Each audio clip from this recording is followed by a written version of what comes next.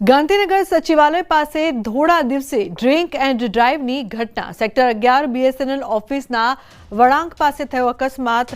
Brezza car અને number વગરની Swift Dzire car વચ્ચે અકસ્માત સર્જાયો। રોડ પર ઉભેલી બ્રેઝા કારને સ્વિફ્ટ કાર ચાલકે મારી ટક્કર।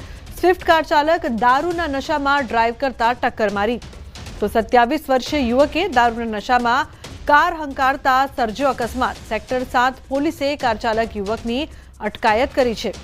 અટકાયત બાદ પોલીસે વધુ તપાસ હાથ ધરી છે। દારૂ પીધેલા કિરણભાઈ અશોક કુમાર ભટ્ટની પોલીસે અટકાયત કરી છે।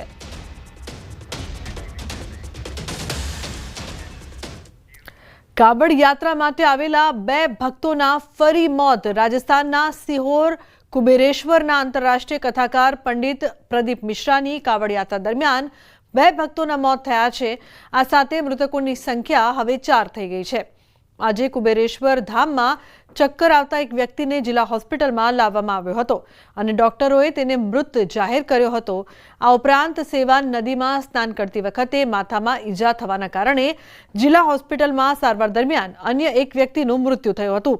મૃતકોના નામ ચતુરભાઈ ઉંમર 50 વર્ષ ગુજરાતના રહેવાસી, ઈશ્વરસિંહ યાદવ ઉંમર 65 વર્ષ હરિયાણાના રહેવાસી હોવાનું જણાવવામાં આવી રહ્યું છે।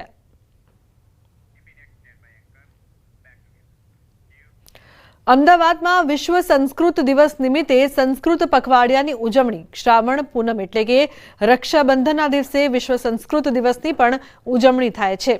વિશ્વ સંસ્કૃત દિવસને લઈને સરકારનો મહત્વનો નિર્ણય 1 અઠવાડિયા સુધી સંસ્કૃત પખવાડિયા તરીકે ઉજવણી કરવાનો નિર્ણય લેવામાં આવ્યો છે। વિવિધ શાળા, કોલેજો અને યુનિવર્સિટીમાં સંસ્કૃત પખવાડિયાની ઉજવણી થશે।